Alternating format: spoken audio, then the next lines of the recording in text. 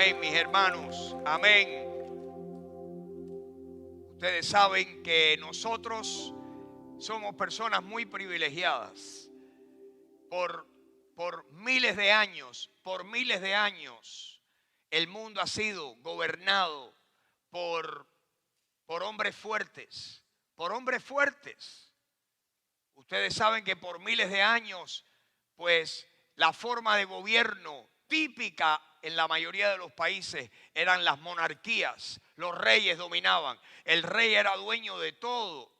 Los príncipes, los privilegiados, eran los que tenían privilegios. Pero la mayoría de las personas, la mayoría del pueblo eran simplemente siervos. Eran casi como propiedad de ese rey y de ese reino. Así han sido y así existieron las monarquías por miles de años. Los reinados y los reyes. En 1776, un grupo de patriotas norteamericanos dijeron: no queremos continuar con esa monarquía inglesa sobre nosotros. Hemos venido a estas tierras buscando libertad de culto, buscando oportunidades, buscando la libertad de expresión, buscando la manera de adorar a Dios como dictara nuestra conciencia, de que no hubiera una religión estatal. Nosotros queremos escoger cómo adoramos a Dios. Y esta nación fue fundada en 1776 con la Declaración de Independencia, donde los norteamericanos, viviendo a miles de kilómetros de distancia de la corona británica, pues forjaron un gobierno representativo. Y desde el primer momento establecieron una constitución y establecieron los principios, todos los preámbulos y todos los principios y cada punto de la constitución.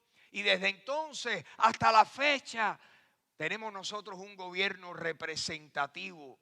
Y nosotros conocemos que el mundo se ha ido liberando y hay muchos gobiernos donde los gobernantes son elegidos por el pueblo. Un gobierno representativo es elegido, los que representan desde el presidente hasta el alcalde de la ciudad. Los escoge el pueblo, los escogen los que están siendo representados. Eso es un privilegio. En medio de este mundo y en medio de estos años han habido horribles dictaduras. Hay dictaduras en el mundo. Hay gobiernos donde las personas si tienen una opinión diferente, pues son intolerados. Y hay todo tipo de represión y de repercusión. ¿Por qué? Porque los que están en el poder no quieren soltar el poder. Nosotros vivimos aquí en una república donde cada 4 años cambia el presidente y cada 6 años cambian los senadores y cada 2 años cambian los representantes, y así el gobernador cambia cada 4 años y los alcaldes, y desde el gobierno local hasta el gobierno nacional. Nosotros tenemos un privilegio tremendo, privilegio que no tenían los cristianos cuando se escribió el Nuevo Testamento. Ustedes saben, como hablamos el domingo pasado, que los cristianos del primer siglo, los cristianos del tiempo de Jesucristo, del tiempo de los apóstoles, del tiempo de Pablo, y por cientos de años los cristianos, los hermanos de ustedes y los hermanos míos, vivían bajo un imperio y ellos no podían elegir a quién los gobernaba. Y muchos de esos emperadores pues eran contrarios al cristianismo, y el cristianismo por cientos de años fue perseguido y los cristianos no podían hacer nada. Yo me siento tan privilegiado. Nosotros vivimos en una época, en un periodo en la historia tan especial. Somos libres. Aquí somos libres. Podemos expresar nuestra opinión sin temor a que tomen represalias contra nosotros después. Y podemos podemos expresar nuestra opinión. Eso es un privilegio. ¿Cuántos se sienten privilegiados por tener eso? Yo, privilegiado. Usted hoy puede, desde la madre hasta todos los familiares de cualquier político, usted puede decir las peores cosas de todos los familiares. Y se va para su casa, se compra un sándwich, se lo come, se acuesta a dormir y no pasó nada. Eso no es así en una inmensa parte del mundo. Somos privilegiados, tenemos libertad. Y hablábamos el domingo pasado acerca del cristiano y su gobierno. Y hoy yo quisiera añadir un poquito más. En el Nuevo Testamento los cristianos estaban bajo la bota del Imperio Romano. En el Antiguo Testamento la inmensa mayoría del pueblo de Israel vivió bajo la bota de algún rey. Los reyes, existían las monarquías. ¿Por qué? Porque el pueblo le dijo al profeta de Dios: no queremos más jueces, no queremos más sacerdotes que nos gobiernen, queremos parecernos a los Rodríguez y a los González y a los Pérez y a los Sánchez. Queremos reyes como los pueblos que son nuestros vecinos. Y Dios le dijo a Samuel estaba muy triste porque el pueblo lo había rechazado a él como sumo sacerdote. Esto se encuentra en Primera de Samuel. Entre paréntesis, todos los que están aquí, por favor, tienen que leerse Primera y Segunda de Samuel. Lo buscan en el índice de sus Biblias. Tienen que leerse Primera y Segunda de Reyes. Y tienen que leerse Primera y Segunda de Crónicas. Y van a ver el desastre, lo horrible de reyes malos que dirigían al pueblo en dirección contraria a Dios. En el caso del pueblo, cuando vinieron a Samuel a reclamarle y a demandarle que ellos querían un rey para parecerse a los pueblos vecinos, Dios le habló al sacerdote, al profeta Samuel, y le dijo: Samuel, no estés triste, no pienses que te han rechazado a ti, me han rechazado a mí, es a mí a quien han rechazado.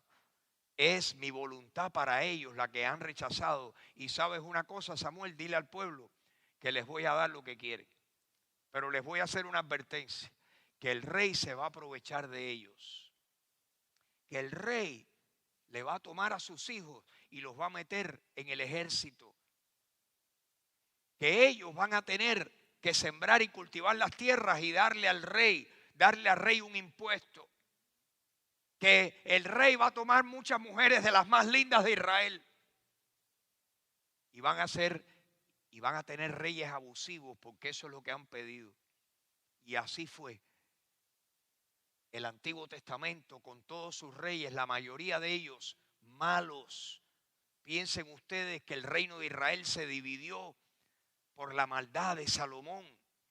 Y luego que fue dividido el reino de Israel en dos partes, las tribus del norte y las tribus del sur, las tribus del norte, todos sus reyes, todos fueron malos. Las tribus del sur, algunos fueron buenos. Finalmente, ¿cómo terminó la triste historia de Israel? Dios dijo: sus reyes han apartado su corazón, en vez de seguir mi palabra, en vez de seguir mi moral, en vez de seguir mis principios, en vez de temerme a mí, se han hecho de otros dioses, son ahora idólatras. Y el pueblo ha seguido el ejemplo de sus reyes. Los voy a abandonar y van a ser ellos llevados esclavos, van a ser conquistados por naciones malas que van a destruir. Nunca en la historia se había hecho en la ciudad de Jerusalén los estragos, las calamidades que los reyes paganos perpetraron contra Israel. Imagínense ustedes que cuando llegó Nabucodonosor y cuando llegó el rey de Asiria a las tribus del norte y a las tribus del sur, las mujeres embarazadas les abrían el vientre para que abortaran, para matar a los niños, para que los judíos dejaran de ser nación. A los hombres los mataban, a los mejores, a los más nobles, se los llevaban de esclavos y el rey Nabucodonosor se llevó para Babilonia a lo más escogido del pueblo. Dice que nunca se había visto semejante derramamiento de sangre y destrucción en Jerusalén. Destruyeron el templo, acabaron. Eso es lo que un rey, eso es lo que un rey puede hacer. Quiere que le diga, dice el dicho que el poder corrompe y que el poder absoluto corrompe absolutamente. Dios iluminó a estas personas, a estos patriotas americanos, para que aquí no hubiera rey y no hubiera que arrodillarse ante la corona y hacer lo que la corona quería, sino que aquí iba a haber un gobierno representativo, y lo primero que buscaban era que el máximo líder que temiera, que fuera un hombre temeroso de Dios, que temiera a Dios. Y los primeros presidentes, los primeros senadores y los primeros congresistas, nada más que hay que dar una gira, hay que hacer una visita a Washington, D.C., a los edificios del gobierno para ver los dibujos y los cuadros y las cosas que están escritas en las paredes, dándole crédito a Dios por el gobierno representativo que se fomentó aquí a partir de 1776. Yo opino, mis queridos hermanos, que han ocurrido horribles cosas en estos últimos 200 y tantos años, y estamos en este momento en la historia de los Estados Unidos viendo cosas que jamás nos habíamos imaginado que podían existir, que podían ocurrir en esta nación. Lo hemos visto en estos años. Yo que llevo aquí casi 60 años, he visto cosas horribles. He visto la bandera norteamericana quemada por personas radicales que detestan el gobierno de los Estados Unidos y que quieren sustituirlo con otro tipo de gobierno totalitario, entre paréntesis. No lo van a decir así, lo van a solapar y lo van a cubrir, pero lo que quieren es sustituir todo lo que huela a Dios, todo lo que huela a cristianismo, lo quieren quitar, quieren reescribir la historia, quieren reconstruir la historia. Nosotros tenemos una oportunidad, dentro de 2 meses vamos a tener elecciones. Hablamos el domingo pasado acerca del cristiano y su gobierno. Y hoy yo quisiera hablar un poquito más cómo elegimos a quien nos va a representar desde Washington, D.C. hasta Tallahassee, hasta Miami. O sea, a nivel nacional, a nivel estatal, a nivel local, ¿cómo escogemos? ¿Qué preguntas le hacemos? ¿Cuáles son los valores? Los cristianos no nos importa ser demócrata o republicano. Los cristianos somos cristianos.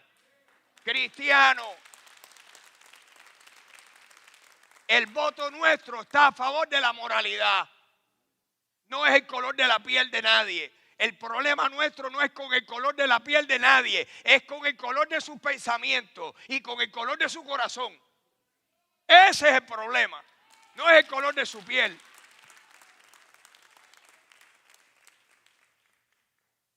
Los cristianos queremos votar, queremos elegir nuestra moral. ¿Cuál moral? La moral que encontramos aquí en los 10 mandamientos, en el Sermón del Monte, la moral cristiana.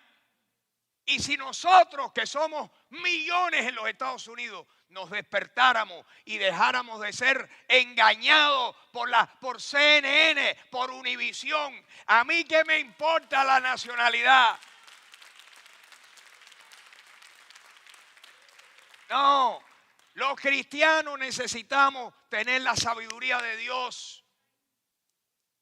¿Cuál es la sabiduría de Dios? Oigan lo que dice Dios, Proverbios 14:34. Oigan lo que dice. El sabio Salomón escribió esto, Proverbios 14:34. La justicia engrandece a la nación, mas el pecado es afrenta de los pueblos. Dios nos deja dicho para que una nación sea grande y poderosa y tenga mi bendición y mi protección, lo que tiene que tener es mucha justicia, que sus ciudadanos estén caminando por el camino de justicia.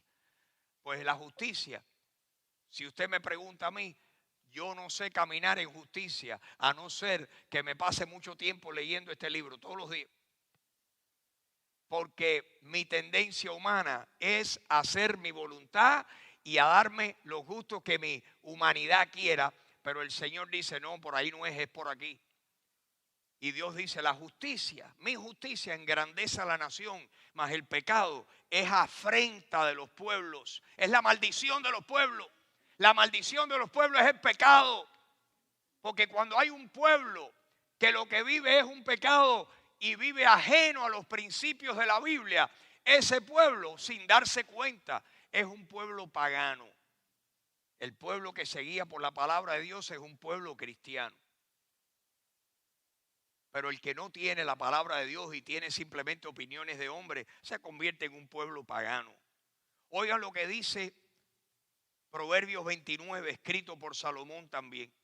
Proverbios 29, 2. Esta es nuestra premisa. Cuando los justos dominan o gobiernan, el pueblo se alegra. Cuando los que nos están guiando y gobernando son justos, el pueblo tiene bendición y tiene alegría. La segunda parte, miren lo que dice, más cuando dominan ¿quiénes? Los impíos. ¿El pueblo qué hace? ¡Ay! El pueblo gime, porque ahí es donde son los abusos, donde es la injusticia. Esa es la premisa nuestra. Quisiera que se fijaran en la pantalla porque quiero leer con ustedes el Salmo 33. Quiero leer unos cuantos versículos y esta es la premisa. ¿Cómo podemos elegir? Yo quisiera darles unas ideas y que Dios en esta mañana nos dé sabiduría de cómo nosotros elegir correctamente el próximo mes de noviembre. ¿Cómo podemos elegir? Que Dios nos dé sabiduría. Necesitamos sabiduría de lo alto para elegir. Miren, el gobernante bueno se llama Jesucristo. Y Él todavía no ha llegado, pero viene, está en camino. Está en camino. Yo solo espero ese día cuando Cristo volverá. Ahí vamos a tener un gobierno perfecto. Pero ahora, de este lado de la perfección de Cristo, necesitamos los cristianos si tenemos la posibilidad. Porque hay muchos cristianos que en este momento no la tienen. Hay hermanos tuyos y míos que el Señor los ama igual que a ti y que a mí, que están viviendo en este momento bajo represión y bajo opresión, que tienen que reunirse no así abiertamente con un policía que los cuida afuera. Tienen que reunirse en secreto. Las reuniones tienen que ser clandestinas porque si el gobierno se entera, se los llevan presos. ¿Qué les parece? Y no es que son peores gente que usted y que yo, son hermanos que Dios ama, pero esos son los países donde les ha tocado vivir. Dígame que usted y yo no somos privilegiados. Ahora, nosotros necesitamos aprender a seleccionar al menos malo. Bueno, Jesús. De ahí para acá, el menos malo. El menos malo. Hay quienes están en una escala, están aquí bien malos y hay otros que son menos malos. Necesitamos que Dios nos dé sabiduría. Que Dios nos dé sabiduría. Y el Salmo 33, por ahí empiezo. Miren lo que dice, vamos a leer el Salmo 33 comenzando con el versículo 6. Luis, dice así el Salmo 33 escrito por el rey David. Ese rey que dice, el Señor le dijo a Samuel, Samuel, he hallado a un varón conforme a mi corazón y él hará lo que yo quiera que él haga con el pueblo. Y ese varón se llamó David y escribió, entre otros salmos, el Salmo 33. Miren lo que dice el versículo 6 y vamos a leer un número de versículos uno tras otro. Pueden ahí leerlo conmigo. Dice que por la palabra de Jehová fueron hechos los cielos. Así que todo empieza porque Dios creó el mundo. Porque esta mañana yo les quiero mostrar un videíto de 3 minutos y unos cuantos segundos de un gobernante que ya no está con nosotros, pero estuvo e hizo de las suyas. Que todo lo que vamos a ver en esta mañana lo violó. No creía en un Dios real, no creía que lo que la Biblia decía era verdad. Todo lo que vamos a hablar hoy, cómo podemos, qué debemos, cómo podemos, qué investigamos para poder escoger al menos malo, para poder elegir al menos malo. Lo vamos a ver dentro de un momento. Pero aquí todo empieza con que Dios es el creador del cielo y de la tierra, que lo que la Biblia dice es verdad, que este libro es la inspiración de Dios al hombre, que tú y yo estamos aquí porque Dios creó al hombre y que Dios quiere guiar y dirigir al hombre, pero el hombre no se quiere dejar dirigir. Porque somos malos y tenemos una tendencia, como dice el dicho en mi pueblo, que la cabra siempre tira para el monte. La cabra siempre tira para el monte. Y tú y yo somos cabras. Somos ovejas. Ovejas descarriadas. Aparte de descarriadas, brutas. Las ovejas somos brutas. Mejor admitirlo. Somos torpes. Somos las ovejas descarriadas del Señor. Jesús dijo, yo soy el buen pastor su vida da por las ovejas.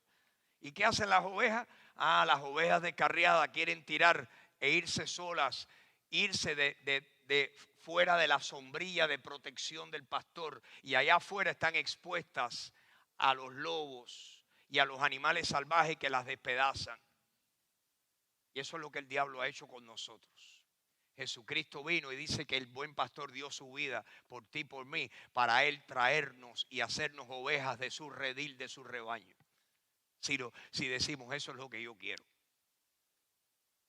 Que Dios nos ayude a ser ovejas del Señor, Pero aquí dice el Salmo 33 que por la palabra de Dios fueron hechos los cielos y todo el ejército de ellos, por el aliento de su boca. Así que Dios hizo no solamente los cielos, sino que todos los astros, todo el firmamento. Dice el Salmo 19, los cielos cuentan la gloria de Dios. El firmamento con sus estrellas incontables muestra la obra de sus manos. Dios es poderosísimo. Dios, dice la Biblia, que le ha dado nombre a cada estrella en el firmamento. ¿Usted se imagina qué clase de mente tiene Dios? Ustedes se imaginan que el firmamento que Dios le ha dado a todas las estrellas nombre y que las estrellas son innumerables y Dios conoce el número y el nombre de todas ellas. ¿Qué clase de Dios tenemos? No hay Dios como tú. No hay Dios como nuestro Dios. No hay Dios como nuestro Dios. No hay Dios tan grande. Ese es el verdadero creador. Sí, Señor. No solamente eso. Dice el versículo 7, ¿qué más hace el Señor? Que Él junta como montón las aguas del mar, los océanos que existen, 3/4 partes de la tierra completamente rodeada de agua. Dios juntó los mares. No solamente junta el montón de las aguas del mar, sino que pone en depósitos los abismos, las grandes profundidades, los misterios que hasta ahora el hombre todavía no ha descubierto. El hombre todavía no ha descubierto una gran parte del mundo sumergido. Eso lo hizo Dios, los abismos de las profundidades. Versículo 8. Ahora miren lo que dice. Dice ahora, esta es la instrucción del Señor. Tema a Jehová toda la tierra. Teman delante de Él todos los habitantes del mundo. Porque Él dijo y fue hecho. Él mandó y existió. La voz de Dios, cuando de la boca de Dios sale su voz, todo lo que Dios dice que tiene que pasar, que tiene que crearse, que tiene que existir, ocurre al instante. La persona que niegue la existencia de este Dios así, esa persona no es el menos malo, es muy malo. Porque nos van a guiar por caminos muy malos. No es menos malo. Hay hombres que no son cristianos, pero que dicen, no, yo creo en Dios.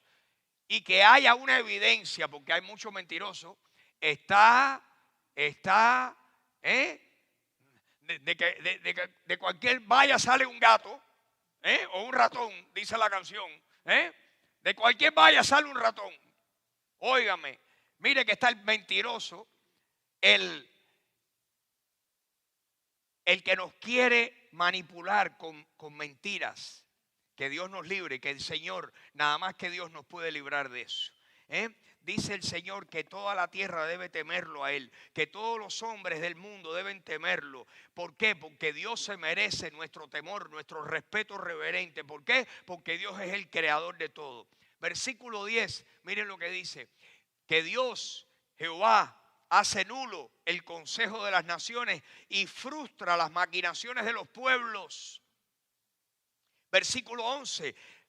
Sin embargo, el consejo de Jehová permanecerá para siempre. Cuando Dios dice, esta es la verdad, esto es bueno hoy, es bueno dentro de 5 años, dentro de 50 años, dentro de 500 años, Dios no varía. Las verdades morales de Dios son siempre las mismas. Dios no varía, no cambia de opinión. Dios no nos cambia la bola a la mitad del juego. No. El consejo de Dios permanece para siempre. Versículo, la última parte, los pensamientos de su corazón van a perdurar por todas las generaciones. Versículo 12, miren qué versículo este. El Señor le dice al pueblo de Israel, para que ellos tuvieran confianza en Él. Acuérdense que esto no fue escrito a cualquier nación, fue escrito a la nación de Israel. Y ahora a nosotros como cristianos que debemos de abrazar estos pensamientos y estas verdades. Bienaventurada o muy bendecida la nación que teme a Jehová. Bienaventurada la nación cuyo Dios es Jehová. El pueblo que Él escogió para sí es bienaventurado y bendecido. El pueblo de Israel era un pueblo bendecido, un pueblo escogido. Y Dios dice que el pueblo que de verdad lo adora a Él es un pueblo bendecido por Él. Versículo 13. Desde los cielos miró Jehová y vio todos los hijos de los hombres. Desde el lugar de su morada miró sobre todos los moradores de la tierra. Él formó el corazón de todos ellos. Atento está a todas sus obras. Así que Dios lo sabe todo. Todo acerca de ti y todo acerca de mí. Dios lo sabe todo. Dios lo sabe todo. Dios tiene una memoria perfecta. Dios tiene un archivo perfecto. Dios lo tiene todo. Dios ha recogido todo. Está atento a todas nuestras acciones. Ahora miren lo que dice el versículo 16. Dice, en este caso, había una monarquía en Israel, que el rey no se iba a salvar por la multitud del ejército que tuviera. El rey no se salvaba porque tuviera tremendo ejército, no. Ni escapa el valiente por la mucha fuerza. O sea que el valiente dice, yo puedo. No, el valiente no se escapa porque tenga mucha fuerza. Versículo 17. Vano es para salvarse el caballo. Era un animal valiente, era un animal que se utilizaba una bestia para ir a la batalla, para pelear, para poder atacar, para poder contrarrestar al enemigo. Pero pobre de los que confiaran en caballos. Vano para salvarse el caballo. La grandeza de su fuerza a nadie podrá librar. ¿Por qué? Por el próximo versículo. Miren lo que dice. ¿Por qué? Esta sí es la otra parte. Esta es la otra parte de la moneda. Esto es lo que Dios quería decirnos. He aquí el ojo de Jehová sobre quienes. Sobre los que le temen. El ojo de Dios está sobre quién. Sobre los que están esperando en su misericordia. En esta mañana yo quiero decirle que quien único nos salva de la pela esta, quien único nos puede salvar, quien único puede salvar a Estados Unidos de los enemigos que tiene, que son muchos, quien único nos puede salvar, si quiere, es el Señor.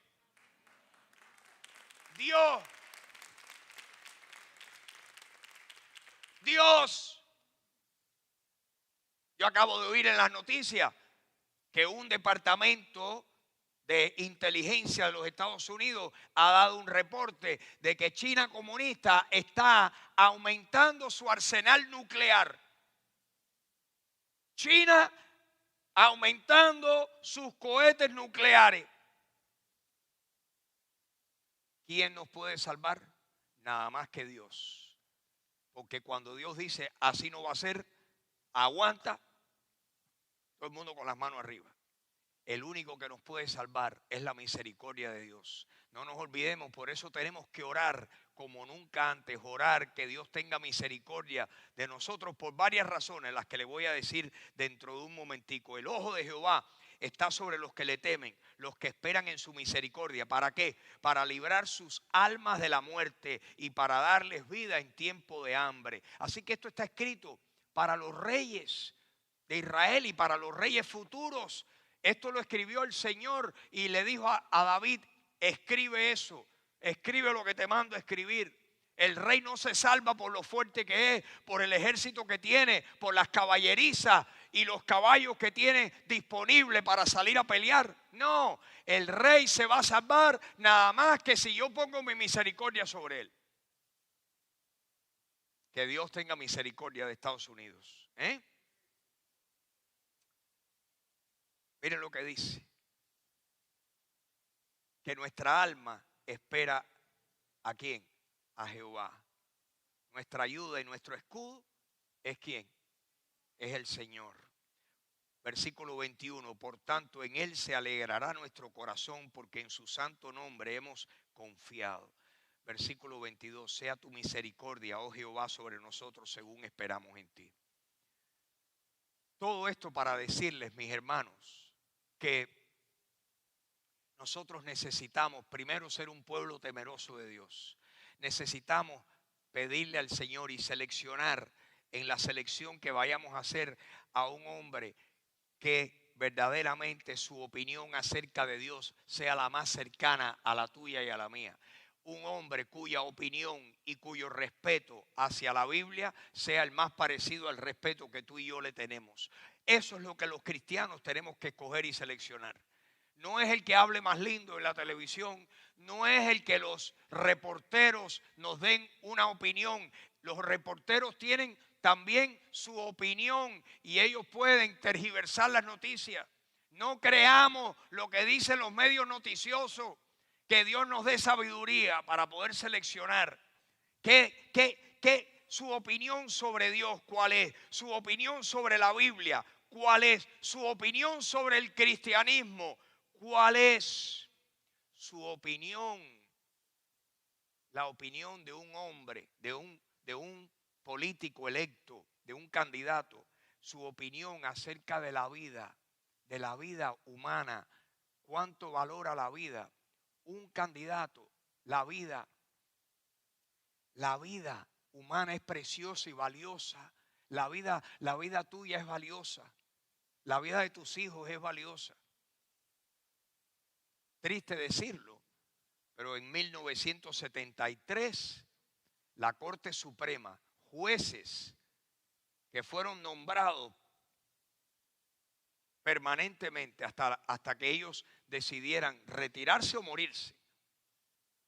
O sea que estaban ahí de por vida. Los jueces del Tribunal Supremo de Justicia de los Estados Unidos están ahí para siempre, una vez que son nombrados y que son aprobados, están ahí para siempre. 1973 escogieron escuchar el caso que fue presentado ante ellos de alguien, ¿verdad?, que vino y dijo,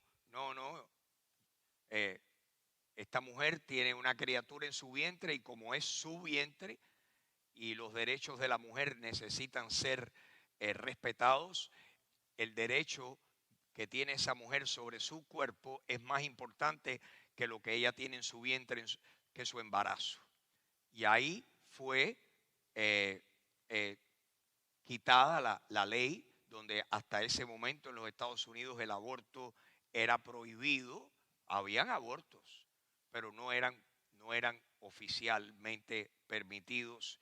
Y desde 1973 hasta el año 2017, Las estadísticas que yo tengo tienen 3 años de vejez. Pero del 73 al 2017 han sido abortados en los Estados Unidos 61.628.584 bebés. Y toda la descendencia que esas personas hubieran crecido y hubieran reproducido y hubieran tenido, y la población de Estados Unidos fuera mayor, y los contribuyentes a los impuestos fueran más, y habrían más genios, y habrían más cerebros, y habrían más científicos, y habrían más personal dotado. Hoy no los tenemos. Y desde entonces hay una tremenda guerra filosófica. Por un lado, los que quieren defender la vida, y por otro lado, los que quieren defender el derecho que tiene una mujer sobre su cuerpo. En mi opinión, lo que un candidato piense acerca de la vida es fundamental. Es fundamental que Dios nos dé sabiduría para nosotros poder ponernos del lado de Dios. Y usted dice, ay, Freddy, pero esas son ideas arcaicas, ideas ya obsoletas. Ok, déjeme pedirle que lea conmigo un pasaje bíblico a ver qué usted piensa de este pasaje. El Salmo 139, el rey David está hablando con el Señor. Si me pueden poner el Salmo 139, por favor. Salmo 139, vamos a leer donde David estaba peleando con el Señor, estaba queriendo, como que estaba discutiendo, y David había tenido un periodo donde David quería huir de la presencia de Dios. Y miren cómo comienza el Salmo 139, por lo menos el versículo 7. Le dice David al Señor, ¿a dónde me iré de tu espíritu? ¿A dónde me iré? ¿Dónde me escondo? ¿Dónde me meto? ¿A dónde huiré de tu presencia? David estaba tratando de esconderse del Señor y encontraba que no podía. Donde quiera lo encontraba el Señor. Entre paréntesis, tú y yo también a veces queremos escondernos.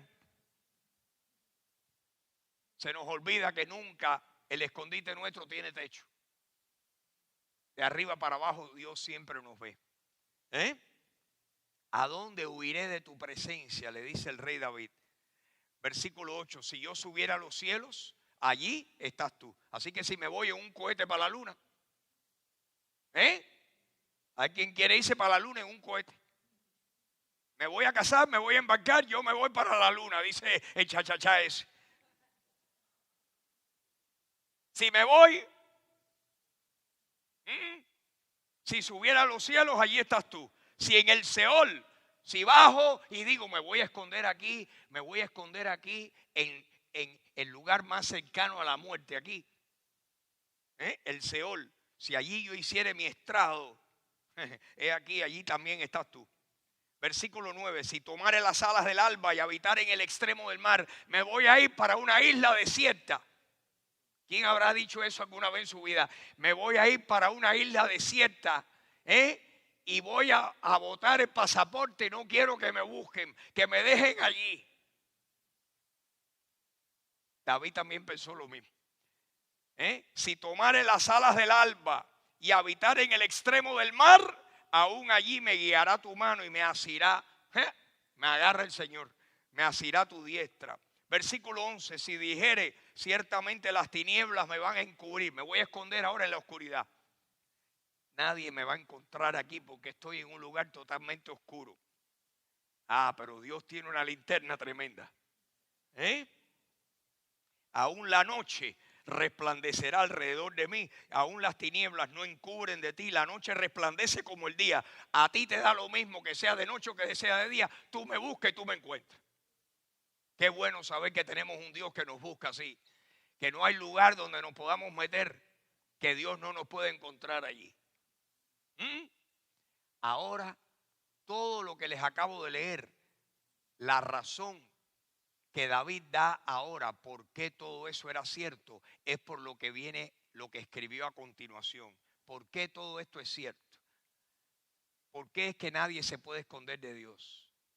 ¿Por qué? Miren lo que dice el versículo 13. Porque tú formaste mis entrañas.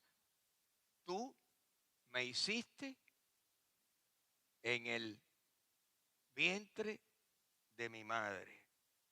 Te alabaré porque formidables, maravillosas son tus obras. Estoy maravillado y mi alma lo sabe muy bien. Versículo 15. No fue encubierto de ti mi cuerpo, bien que en oculto fui formado y entretejido en lo más profundo de la tierra. Mi embrión, ¿lo vio quién? Vieron tus ojos. Y en tu libro estaban escritas todas aquellas cosas que fueron luego formadas, sin faltar una de ellas. Señor, cuán preciosos me son, oh Dios, tus pensamientos. Cuán grande es la suma de ellos. Estaba el Señor en el vientre de mamá viendo el embrión tuyo, el embrión que se formó y que eres tú hoy. Allí, ¿quién nos formó en el vientre de nuestra madre? El Señor, el Señor. Y lo que una persona piense de la vida es muy importante. Y le digo una cosita más, lo que piensan de Dios, lo que piensan de la Biblia, lo que piensan del cristianismo, lo que piensan de la vida, lo que piensan de la nación de Israel. La Biblia dice que la nación, el pueblo que no esté peleado, al contrario, que bendiga a la nación de Israel, Dios le va a bendecir de alguna manera. ¿Por qué? Porque Dios le prometió a Abraham, el padre de la nación judía, de la nación hebrea. Dios le dijo, yo bendeciré a los que te bendigan y maldeciré a los que te maldigan, porque tú eres el pueblo que yo he escogido para enviar un mensaje al mundo, para que vean qué real yo soy, que voy a poner mi mano sobre ti. Yo bendeciré a los que te bendigan y maldeciré a los que te maldigan. Y en ti y gracias a ti serán benditas todas las familias de la tierra. Y la nación y el gobernante cuya opinión no esté de acuerdo a lo que dice la Biblia, ese no es el menos malo, ese es más malo.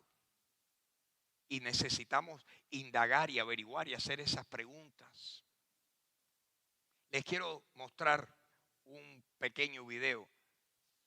Este gobernante no es el único que se siente así acerca de lo que ustedes van a oír, pero se sentía muy fuertemente acerca de muchas cosas.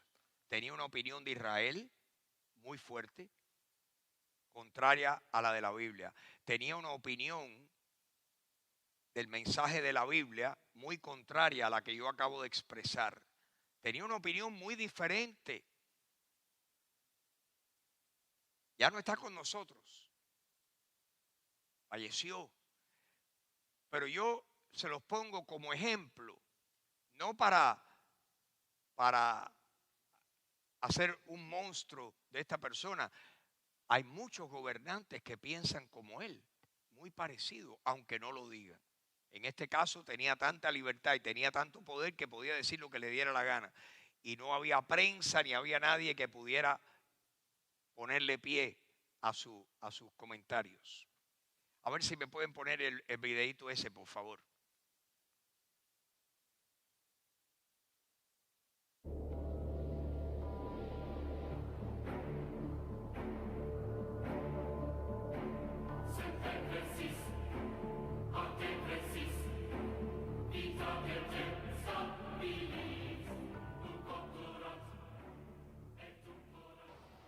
Aprovecho para condenar de nuevo, desde el fondo de mi alma y de mis vísceras, al Estado de Israel. Maldito seas, Estado de Israel. Maldito sea, terroristas y asesinos.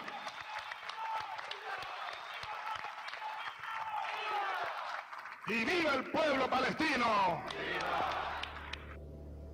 Yo interpreto a Cristo cuando dijo, mi reino no es de este mundo. Algunos dicen que Cristo lo que quiso decir es que el reino de la igualdad y la felicidad no era posible en este mundo, sino en un mundo más allá, que después que la gente muere, el alma se va al cielo, y allá es que es posible el reino de Cristo. No, mentira. No hay un otro mundo más allá. Es aquí. el más acá o el más allá, es aquí. Vino a mí palabra de Jehová diciendo, Hijo de hombre, di al príncipe de Tiro, así ha dicho Jehová el Señor, por cuanto se enalteció tu corazón y dijiste, yo soy un Dios, en el trono de Dios estoy sentado en medio de los mares, siendo tú hombre y no Dios, y has puesto tu corazón como corazón de Dios.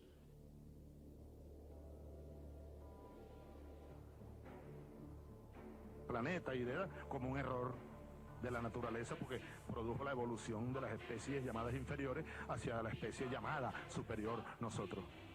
Porque es mentira que Dios creó al hombre de barro, eso es mentira. Y que sacó de la costilla a la mujer, Marcela, imagínate tú. No, mentira. Nosotros venimos de la evolución de las especies.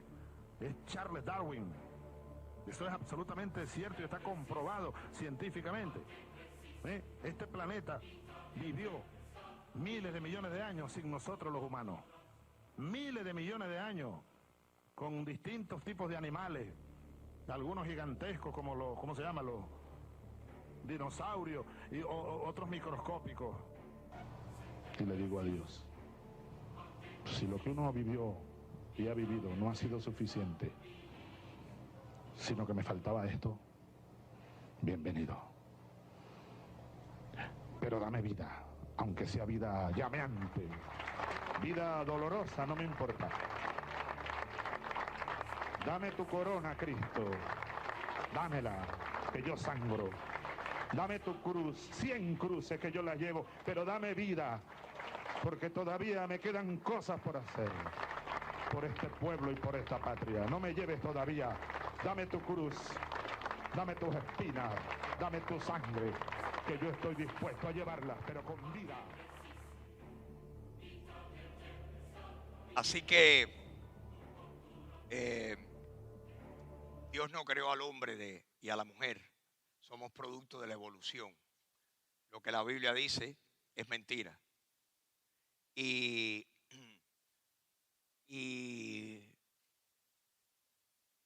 Israel debe ser condenado y maldito y alabado los palestinos.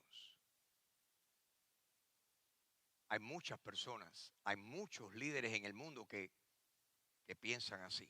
Nada más que hay que ver las cosas que se dicen en las reuniones de las Naciones Unidas para ver cuántas naciones están en contra de Israel, excepto los Estados Unidos. Que Dios tenga misericordia de nosotros. Que Dios tenga misericordia de nosotros. Necesitamos, mis hermanos, en resumen, necesitamos la sabiduría de Dios. Eso es lo que dice la Biblia, que si nosotros tenemos necesidad de sabiduría, que se la pidamos a Dios, porque Él, cuando alguien de corazón le pide a Dios sabiduría, dirección para su vida, dice que Él le da todo, Él nos da sabiduría, porque a Él le sobra la sabiduría, que debemos pedirla con fe, sin dudar, y nos va a ser dada. Necesitamos la sabiduría de Dios. Necesitamos no ser ingenuos y ser más astutos y averiguar más cuáles son las posiciones de los candidatos. ¿Cómo puedo averiguar? Olvidémonos de lo que dicen en una entrevista.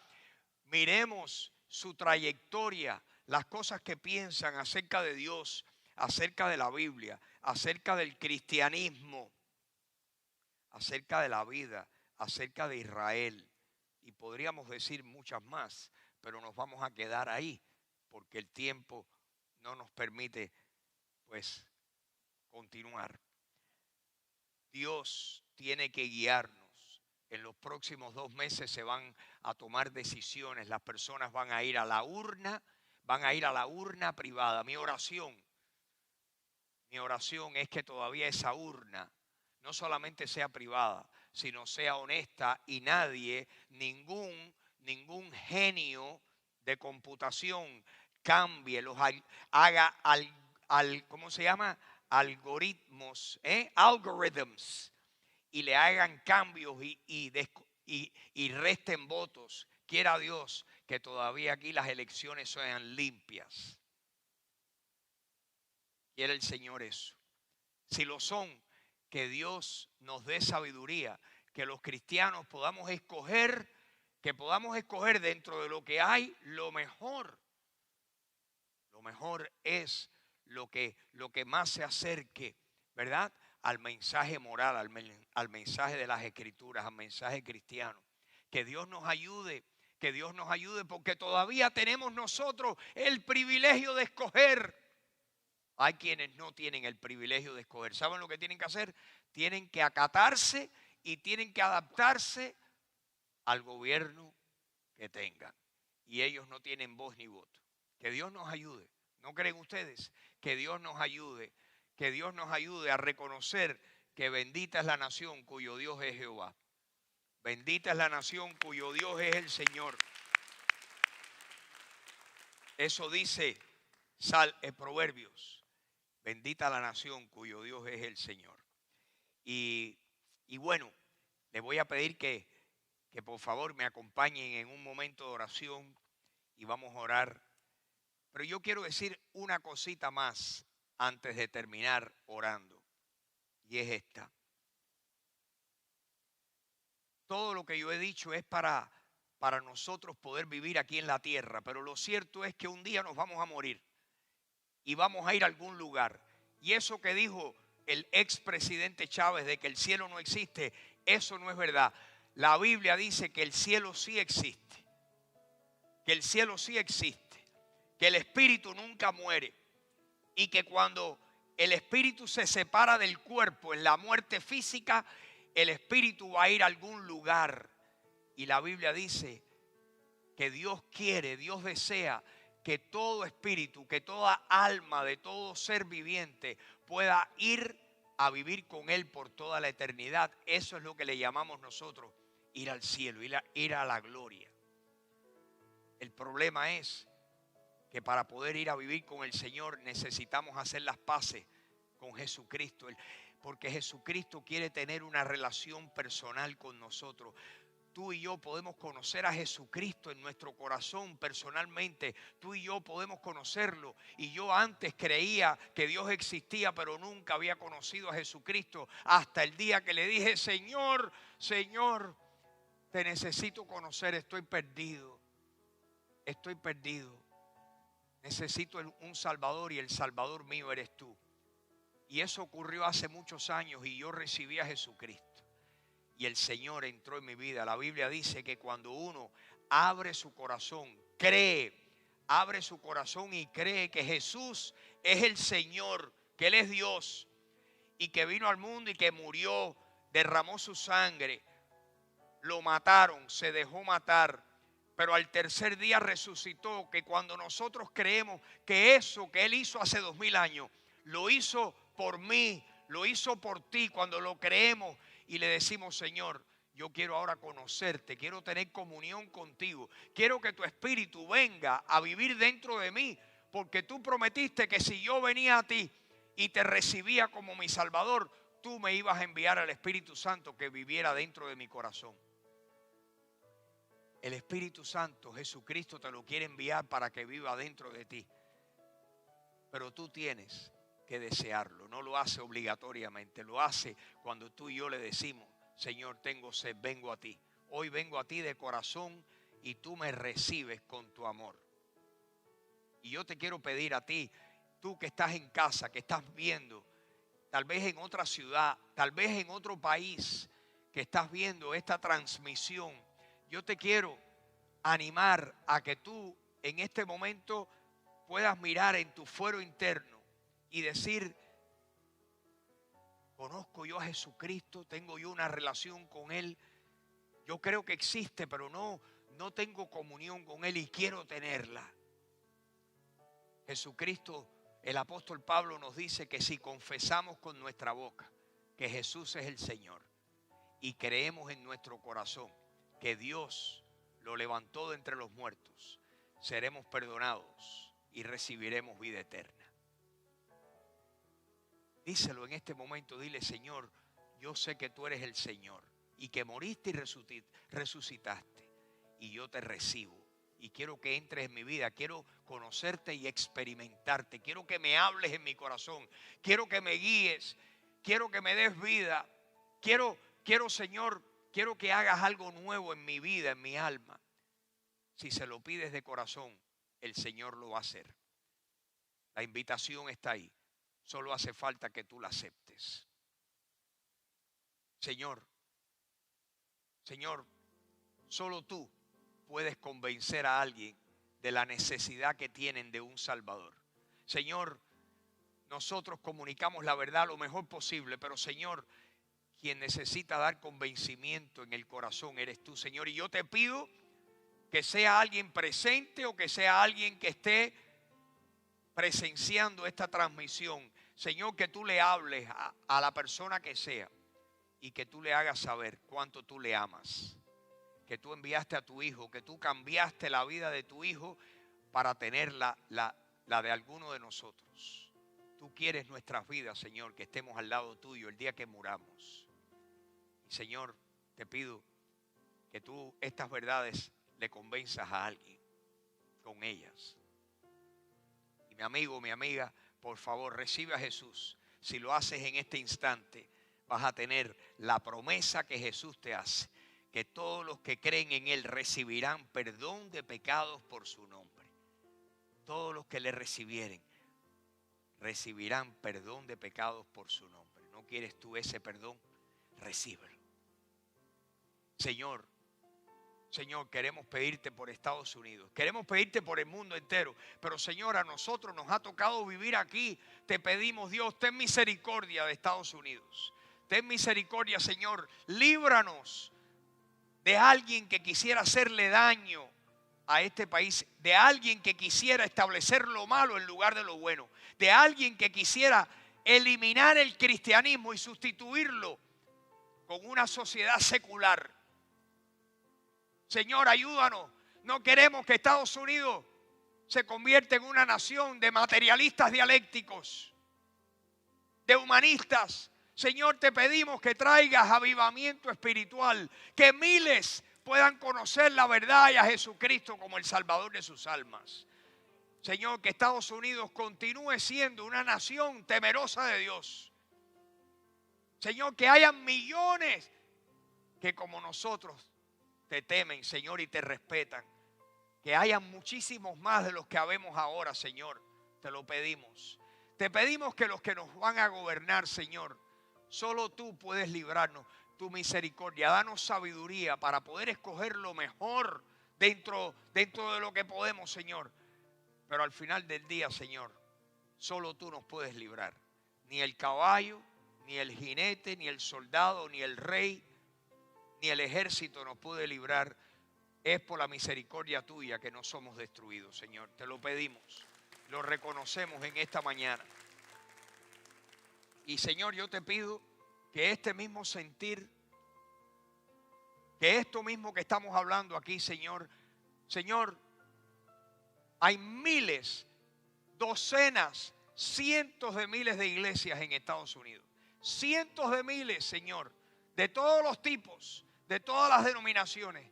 Señor, te pido que tú traigas un despertar espiritual a las iglesias, a los cristianos, al pueblo tuyo, al pueblo que te teme, al pueblo que te ama, Señor. Señor, tú dijiste en tu palabra que si tu pueblo se humillare, sobre el cual es invocado tu nombre, y oraren y buscaren tu rostro y se arrepintieren de sus malos caminos, que entonces tú, Señor, entonces tú oirías desde los cielos y perdonarías sus pecados y sanarías su tierra.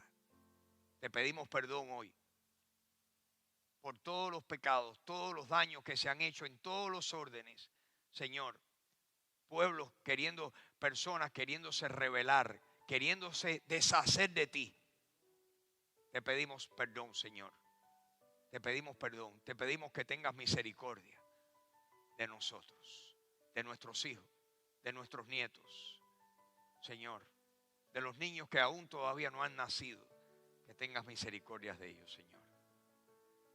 Y hoy nos unimos aquí como un grupo de cristianos, Señor. Lo único que nos une es que, Señor, creemos que Jesús es el Señor de nuestras vidas. Es nuestro Salvador. Te pedimos en el nombre de Jesús que tú hagas estas cosas, que tú nos libres del maligno, que el ladrón no pueda robar, matar ni destruir más, que tú le pongas, que tú detengas al enemigo de nuestras almas, Señor. Te lo pedimos, te rogamos en esta mañana todo eso. Te damos gracias por oírnos y, Señor, vamos a seguir orando y pidiendo y vamos a seguir confiando en tu misericordia. Gracias por este día, por todos mis hermanos que están aquí. Gracias, Señor, por lo que has hecho en sus vidas, lo que vas a hacer. Señor, lo mejor está todavía por venir y nosotros confiamos en ti. Gracias, gracias. ¿Cuántos le dan gracias al Señor hoy por su misericordia? Grande es su fidelidad, grande es su fidelidad. Gracias, Señor, en el nombre de Jesús. Amén, amén y amén, mis hermanos. Gracias por estar aquí esta mañana. Su paciencia, su cuidado, su apoyo, su amor.